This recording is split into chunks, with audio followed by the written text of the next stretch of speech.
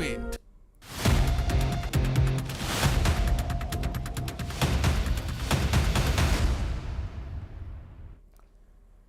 नमस्कार, बहुत स्वागत आपका दोपहर 12 बजे के इस खास बुलेटिन में। मैं हूं आपके साथ अवंतिका श्रीवास्तव। शुरुआत करेंगे खबरों का सिलसिला। सबसे पहले महासमुंद से एक बड़ी जानकारी, जहां 1 करोड़ का गांजा पकड़ा गया है। पिथौरा पुलिस ने 1 करोड़ का गांजा जब्त कर लिया है। 517 किलोग्राम गांजा एक साथ ट्रक को भी जब्त किया गया। चावल में छिपाकर गांजे की तस्करी की जा रही थी। आरोपी ट्रक चालक मौके से फरार हो गया। पिथौरा पुलिस और साइबर सेल की संयुक्त कार्रवाई। उड़ीसा की ओर से ट्रक आ रहा था। मामले की जानकारी पुलिस भी जुटा रही है। पिथौरा पुलिस जो कि मौके पर पहुंची, साइबर सेल की मदद के साथ इस बड़ी तस्करी का भंडाफोड़ किया। महासमुंद की तस्वीरें कार्रवाई से जुड़ी हुई। पुलिस को देखकर मौके से ट्रक का मालिक फरार हो गया, लेकिन एक बड़े पैमाने पर सफलता पुलिस के नाम आप ये कह सकते हैं, क्योंकि चावल में छिपाकर तस्करी हो रही थी। तस्करों की तरफ से एक नया और अनोखा तरीका इजाद किया गया, लेकिन फौरन पुलिस ने सक्रियता दिखाई, गांजा जब्त किया है। 1 करोड़ अनुमानित तौर पर कीमत बताई जा रही है। वाहन चालक की भी तलाश लगातार की जा रही है और साथ ही साथ उस गैंग को भी ढूंढने की कोशिश पुलिस की तरफ से, जिसने तस्करी करवाई, कहां खपाने की कोशिश थी। ये भी तमाम पहलू हैं जो कि जांच का विषय रहेंगे और पुलिस लगातार जांच में जुटी हुई है। फिलहाल अपने स्तर पर एक बड़ी कार्रवाई पुलिस की तरफ से। आरोपी ट्रक चालक मौके से फरार भी हो गया। चावल में छिपाकर गांजे की तस्करी हो रही थी। ये नया और अनोखा तरीका तस्करी का, लेकिन कानून से बच नहीं पाया। पुलिस पहुंची साइबर सेल की मदद के साथ। हो सकता है कि मुखबिर के तौर पर सूचना मिली हो और इसलिए साइबर सेल की तरफ से भी सहयोग। आपको बताएं कि अलग अलग सीमाओं पर भी कड़ी चौकसी की आवश्यकता बताई गई है और उसी के तहत लगातार छत्तीसगढ़ के बॉर्डर्स पर खास निगरानी। इसके तहत स्थानीय बल भी बहुत ज्यादा सक्रिय। पिथौरा पुलिस चूंकि साइबर सेल के साथ पहुंची, 517 किलो गांजे के साथ ट्रक को जब्त कर लिया है। ट्रक चालक फरार है। ट्रक के मालिक की भी तलाश और कनेक्शंस खंगाले जा रहे हैं। कौन तस्करी करवा रहा था, कहां खपाने की कोशिश थी, कौन फंडिंग कर रहा है, ये तमाम पहलू हैं जो जांच का विषय बने हुए हैं। कार्रवाई से जुड़ी ये तस्वीरें छत्तीसगढ़ में इसलिए भी महत्वपूर्ण हो जाती है क्योंकि बहुत बड़े स्तर पर कार्रवाई छत्तीसगढ़ में आप देखेंगे। चलिए, सोमनाथ का भी हम रुक कर लेते हैं। महासमुंद से हमारे साथ लाइव जुड़ चुके हैं। सोमनाथ, कार्रवाई को लेकर जानकारी तो दीजिएगा, लेकिन ये भी बताइएगा कि क्या पीछे के कनेक्शंस का पता चल पाया है?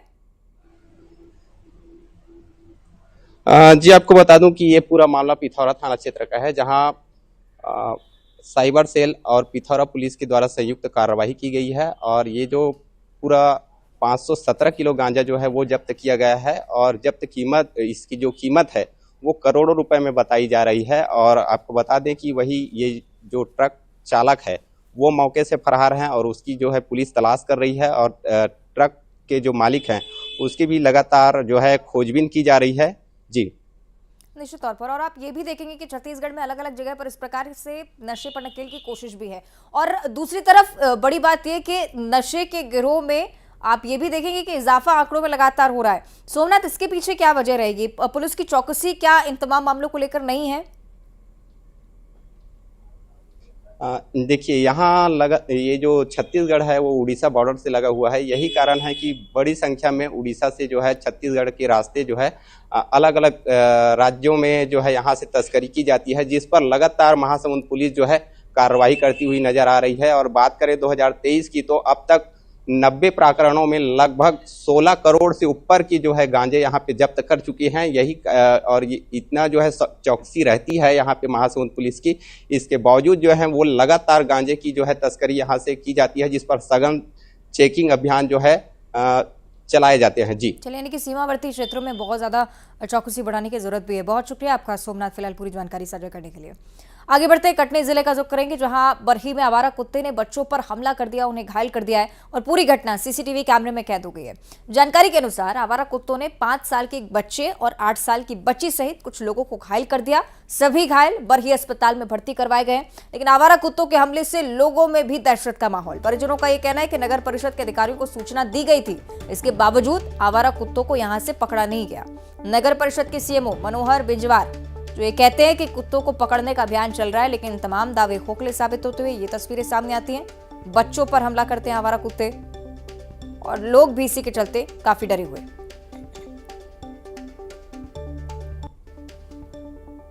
तो ये सीसीटीवी फुटेज हम आपको दिखा रहे हैं कटनी से, जो लगातार ये स्पष्ट करता है कि यहाँ पे हालात कितने बदतर होते जा रहे हैं। इससे पहले भी कई सारे आंकड़े डॉग बाइट्स के सामने आ चुके हैं। ये तस्वीरें अलग अलग क्षेत्रों की।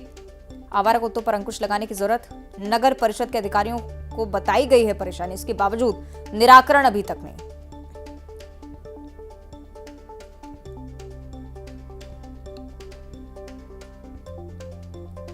प्रशासन जो अपने स्तर पर कार्रवाई नहीं कर रहा है, ये एक मुख्य वजह है। कुत्ता अचानक आया है और इसके ऊपर हम लग गए थे, भागी है और भागी है तो इसका पैर पकड़ लिया। वहाँ से पार्थ वाले 2 व्हीलर से आ रहे थे, उस कुत्ते के ऊपर चढ़ाया तो कुत्ता भाग गया। उसके बाद इसको हमने हॉस्पिटल लेके आया, यहाँ ट्रीटमेंट कराया, इंजेक्शन लगे हैं और इसको पट्टी कराने आज फिर आए। और वो कुत्ते की जानकारी हमने नगर पंचायत को दी। नगर पंचायत वालों के द्वारा केवल एक आदमी को भेजा गया, जो भी उसको पकड़ने में असफल हो गए। उसके बाद जानकारी ये लगी कि उस कुत्ते ने 3 लोगों को और काटा।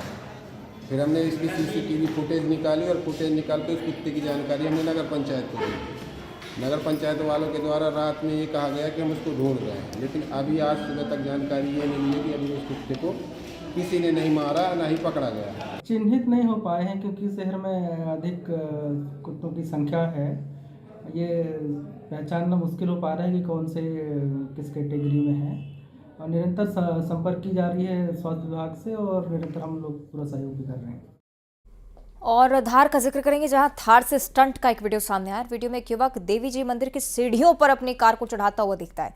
युवक की मंदिर की सीढ़ियों पर गाड़ी चढ़ाने का ये वीडियो लगातार वायरल होता हुआ और निश्चित तौर पर घातक पूरी सिचुएशन रही है, लेकिन इसके बावजूद कार चालक या वाहन चालक इस प्रकार की कोताही बरतते हैं। महज कुछ लाइक्स और व्यूज के लिए सोशल मीडिया पर वीडियो पोस्ट करने का ये क्रम अभी भी रुका नहीं है। धार की ये तस्वीरें, देवी जी का ये मंदिर जिस पर सीढ़ियों पे चढ़ने का प्रयास वाहन के जरिए यानी कि कार चढ़ाने की कोशिश एक व्यक्ति की तरफ से की गई। सोशल मीडिया पर यह वीडियो पोस्ट हुआ, उसके बाद लगातार वायरल हो रहा है। चूंकि अब मामला संज्ञान में आ चुका है, जो हो सकता है कि पुलिस की तरफ से भी कार्रवाई हो। ना सिर्फ एक व्यक्ति बल्कि इस कार में कुछ और लोग आपको बैठे नजर आएंगे और महज मजे के लिए वीडियो रिकॉर्ड किया गया, ये सब किया गया, ये भी स्पष्ट होता है। धार की ये तस्वीरें, युवक की गाड़ी चढ़ाने का ये वीडियो लगातार वायरल, और हो सकता है कि पुलिस की तरफ से संज्ञान हो, क्योंकि धार्मिक स्थलों पर इस प्रकार की चीजों पर प्रतिबंध तो है ही, लेकिन यातायात नियमों का पालन करना बहुत ज्यादा जरूरी है। और इस प्रकार महज मजे के लिए इस तरह की वीडियो रिकॉर्ड करना, खुद की जान से भी लापरवाही। मामला अब चूंकि संज्ञान में आ चुका है, तो हो सकता है कि पुलिस की तरफ से संज्ञान लिया जाए।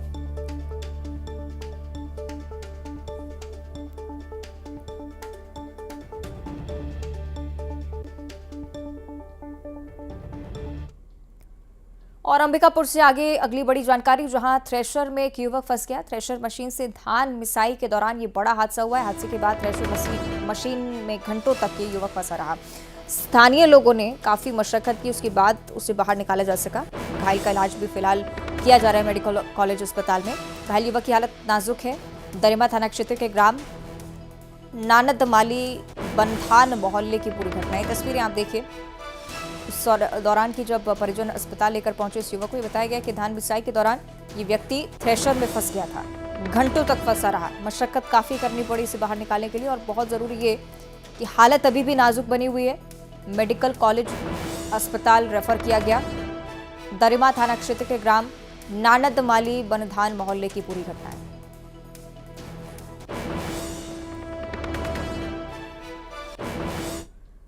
और कांकेर से अगली बड़ी खबर, जहां रेत का अवैध खनन लगातार चल रहा है। प्रशासन की नाक के नीचे रेत का अवैध खनन जारी है। दूध नदी से अवैध खनन किया जा रहा है रेत का। रात के अंधेरे में मशीन लगाकर रेत की तस्करी यहां पर होती है। रोजाना नदी से रेत का अवैध खनन हो रहा है। प्रशासन कोई एक्शन नहीं ले रहा है, चूंकि सार्वजनिक भी है ये जानकारी। आसपास ग्रामीणों को भी निश्चित तौर पर इस बात की पूरी खबर है कि यहाँ रेत का खनन होता है और प्रशासन भी इससे छूता नहीं होगा। प्रशासन को भी निश्चित ही पता होगा, लेकिन इसके बावजूद एक्शन नहीं लिया गया है। कांकेर का ये मामला हम आपको बता रहे हैं। इससे पहले मध्य प्रदेश की शहडोल से तस्करी के खिलाफ जब पटवारी ने आवाज उठाई, तब क्या हुआ, तब आपने देखा।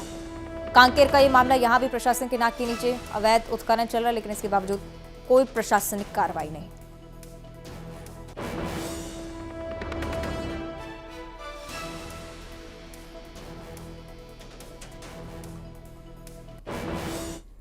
कोरबा से अगली बड़ी जानकारी, जहां हाथियों का उत्पात लगातार चल रहा है। 12 हाथियों के झुंड ने घर को निशाना बनाया।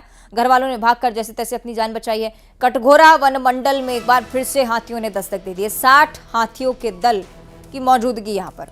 वन विभाग लोगों को सतर्क कर रहा है। लगातार ये प्रयास चल रहे हैं कि लोगों को सावधान किया जा सके, लेकिन दूसरी तरफ ये तस्वीरें जो कि हैरानी भी बयां करती हैं। लोगों की तरफ से बताया गया वन विभाग को कि हाथियों की आमद यहां पर है, इसके बावजूद कोई खास सहयोग वन विभाग की तरफ से नहीं है।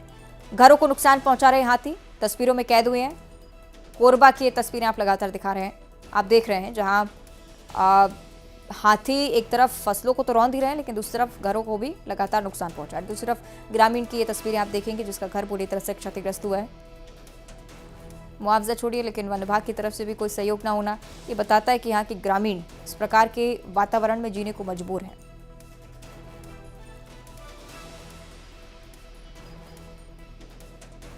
तो 12 हाथियों के झुंड ने घर को निशाना बनाया। 60 हाथी दल सहित यहाँ पहुंचे हैं। घर वालों ने भागकर अपनी जान बचाई।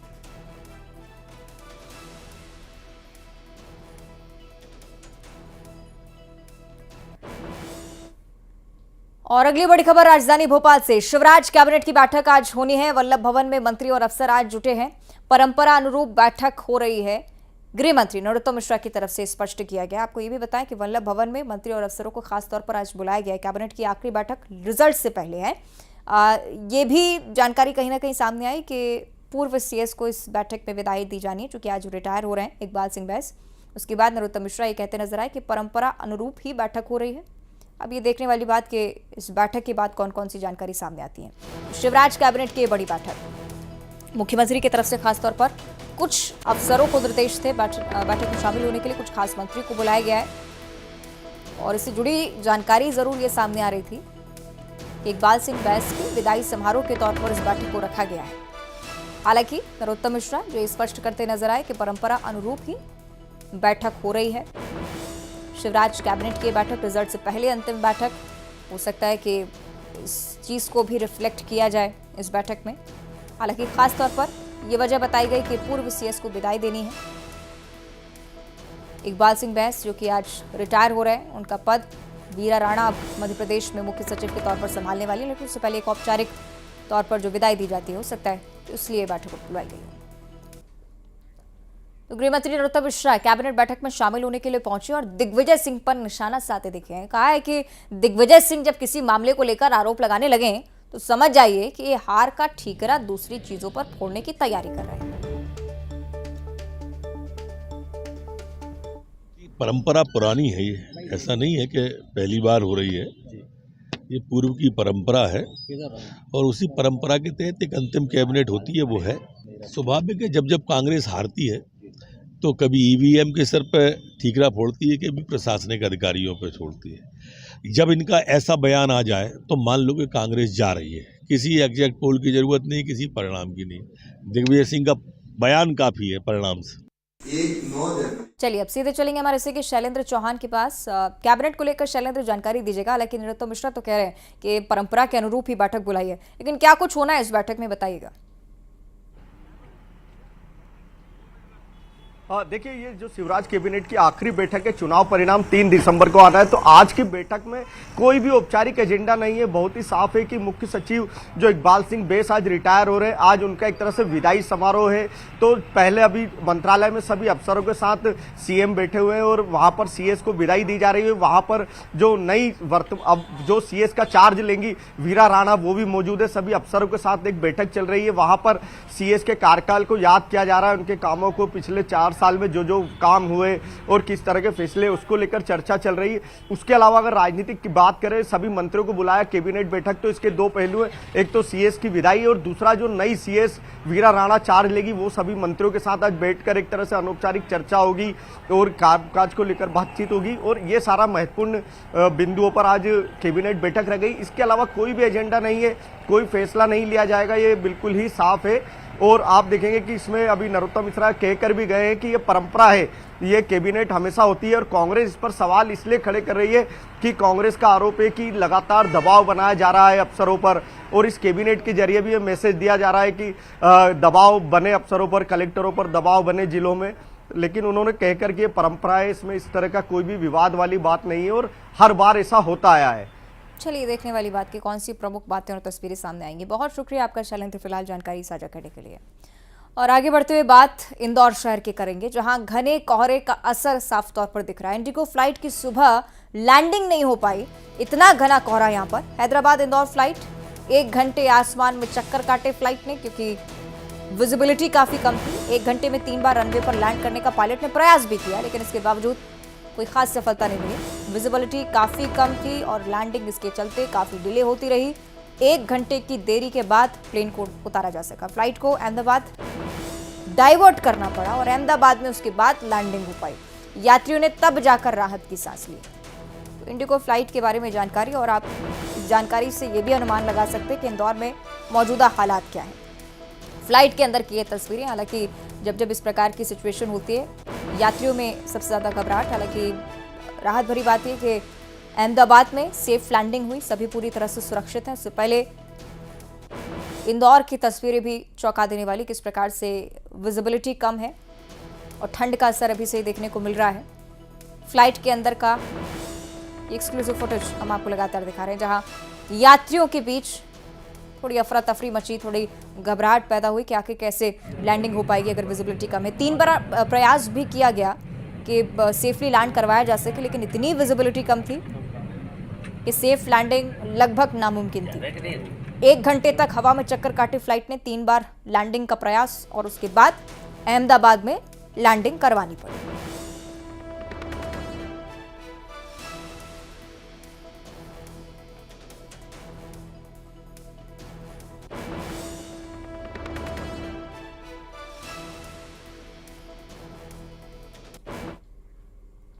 और आइए अब देखेंगे खबरों का 2020।